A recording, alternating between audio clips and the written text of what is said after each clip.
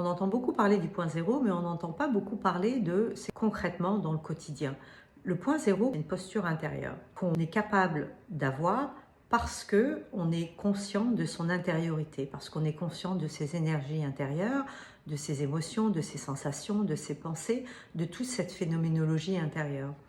Et donc, concrètement, si par exemple je vis une situation difficile, bien, cette posture intérieure va me permettre de rester neutre par rapport à toute la phénoménologie que cette situation va me faire vivre.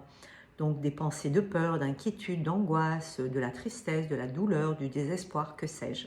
Voilà. Donc le point zéro, c'est cette posture-là. C'est être dans son centre et tenir la charge de toute la phénoménologie que me fait vivre la situation difficile. D'accord ? Quand je vis une situation qui est difficile, le fait de rester dans ce centre-là, dans cette neutralité-là, eh bien ça fait quoi? Ça fait que je ne diffracte pas. Je ne diffracte pas. Je tiens la charge de l'énergie de la situation. Et le fait de faire ça, eh bien, me permet d'intégrer cette charge dite négative, puisque c'est inconfortable. On a étiqueté ce type de situation de négative. Donc, je tiens cette charge négative et moi, en tant qu'être observateur, en tant qu'être contenant la charge négative, je suis ce plus. Je suis ce plus qui contient ce moins. Et c'est cette capacité de contenance du plus et du moins qu'est la force oméga en fait. La force oméga va me permettre de tenir les charges plus et moins. C'est ce qui va me permettre de prendre de la vitesse, de donner de la vitesse à mes cellules et de les sortir de cet abîme en fait. Parce que l'abîme, ce non-mouvement, c'est le mémoriel dans les cellules, c'est ce qui, en fait, c'est ce qui est mort, qui se répète, qui s'actualise sans arrêt, parce que justement, le fait d'avoir toujours refusé l'inconfortable, eh bien, on n'a jamais pu merger l'éther et l'abîme. L'éther et l'abîme, ce sont les éléments de création, en fait. On crée avec l'éther et l'abîme. On crée avec le moins et le plus.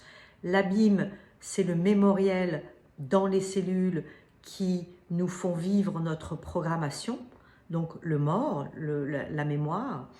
Et l'éther, c'est l'énergie créative. L'éther, c'est cette énergie source qui est dans l'incréé, donc qui n'est pas dans le manifesté, dans la dualité, qui est dans l'incréé et qui est notre source. Quand je merge l'énergie de l'éther, l'énergie créative et l'énergie mémorielle dans mes cellules, je crée une autre réalité.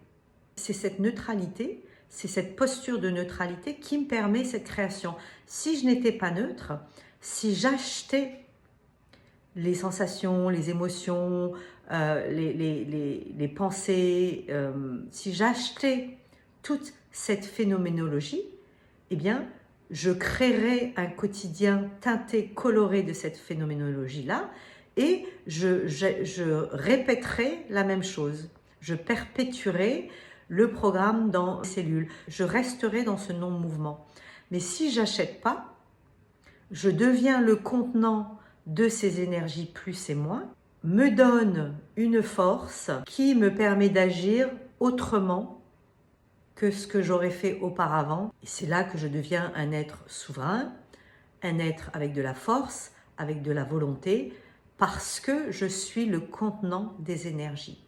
Je n'achète plus les effets de la situation dite négative, mais je les intègre. Je me retrouve avec mes énergies complètes, plus et moins, je peux créer quelque chose de nouveau.